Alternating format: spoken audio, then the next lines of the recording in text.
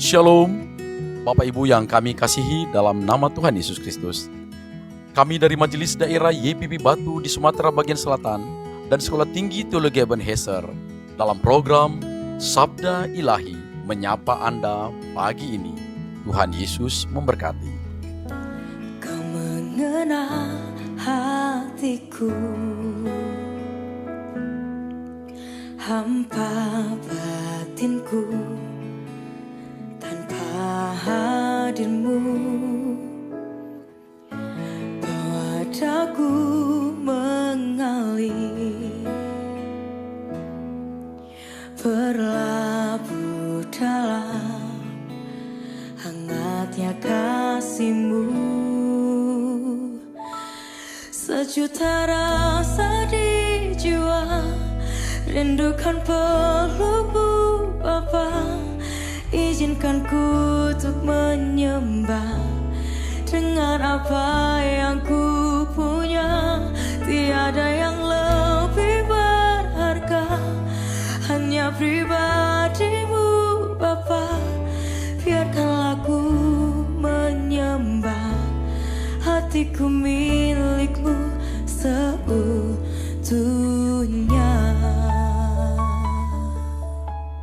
Shalom, selamat pagi Bapak, Ibu, Saudara-saudara yang diberkati oleh Tuhan. Pada saat ini kita akan merenungkan firman Tuhan.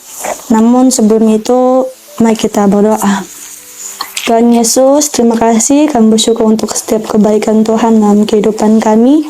Pada saat ini kami akan merenungkan sebagian dari kebenaran firman Tuhan. Kami mohon kepada-Mu supaya Engkau memberkati kami.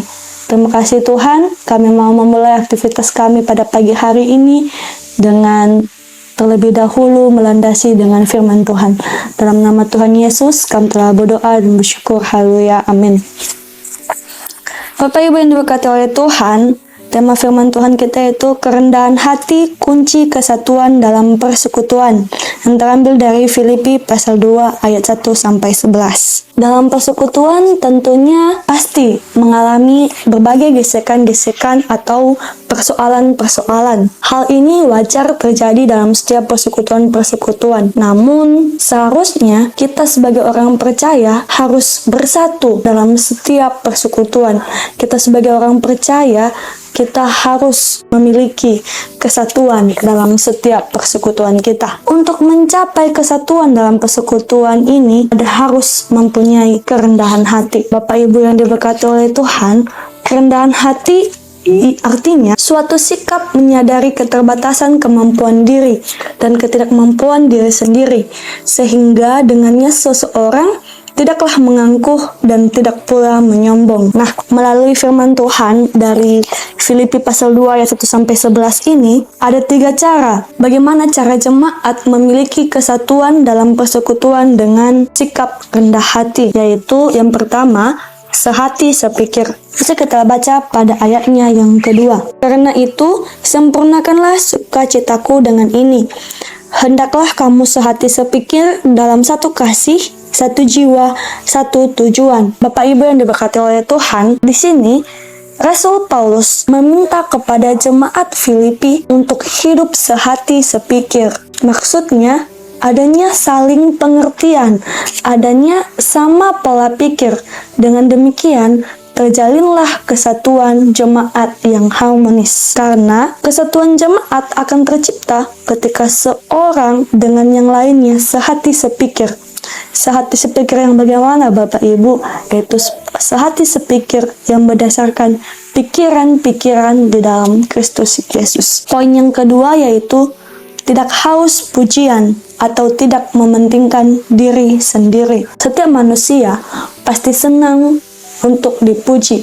Setiap manusia pasti senang mendapatkan pujian. Namun yang perlu disadari bahwa pujian yang sesungguhnya hanya boleh ditunjukkan kepada Allah. Biarkanlah dalam kehidupan kita Allah dapat dipuji. Biarlah Allah yang dikagumi dengan pekerjaan-pekerjaan yang kita lakukan. Biarlah dalam setiap hal yang kita lakukan Allah dapat dipuji dalam diri kita. Apabila kita melihat pada ayat yang ketiga A, dikatakan mencari kepentingan diri sendiri atau pujian atau puji-pujian yang sia-sia. Haus akan pujian, apabila kita melihat dalam ayat 3a, dikatakan dengan tidak mencari kepentingan sendiri atau puji-pujian yang sia-sia.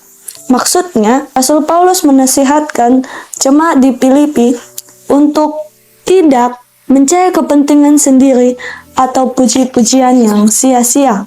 Karena sesungguhnya haus akan pujian merupakan sikap yang sombong, angkuh, dan tidak rendah hati. Haus akan pujian adalah kepentingan sendiri karena persekutuan tentunya membutuhkan kerendahan hati, dan dengan demikian tidak ada tempat untuk kepentingan diri sendiri dan kesombongan. Bapak Ibu yang diberkati oleh Tuhan, kesatuan jemaat terwujud jika setiap anggota jemaat meletakkan kepentingan pribadi di bawah kepentingan bersama. Poin yang ketiga yaitu rela melepaskan hak pribadi. Kerendahan hati juga tentunya erat kaitannya dengan melepaskan hak pribadi seseorang.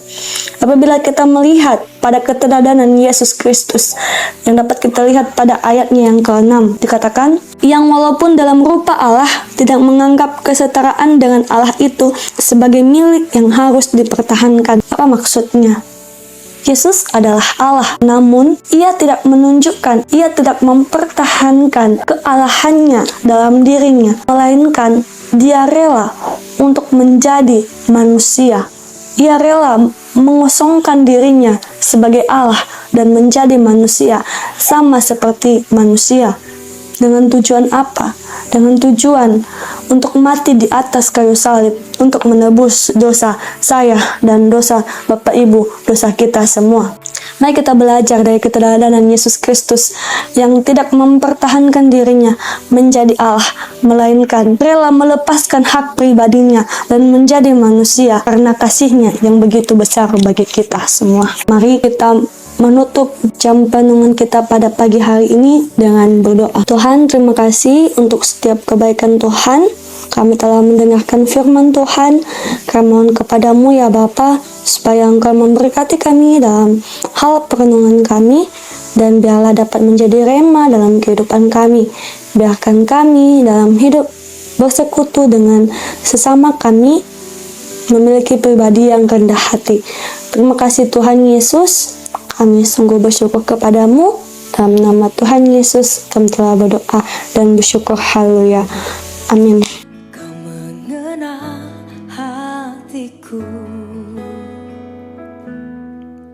hampa batinku, tanpa hadirmu padaku mengalir.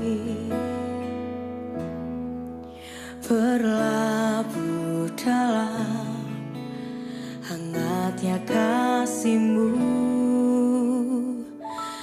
sejuta rasa di jiwa, rindukan pelukmu Bapa.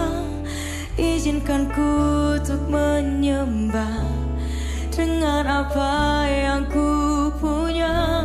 Tiada yang lebih berharga, hanya pribadi-Mu Bapa. Biarkanlah ku menyembah, hatiku milik-Mu seutuhnya.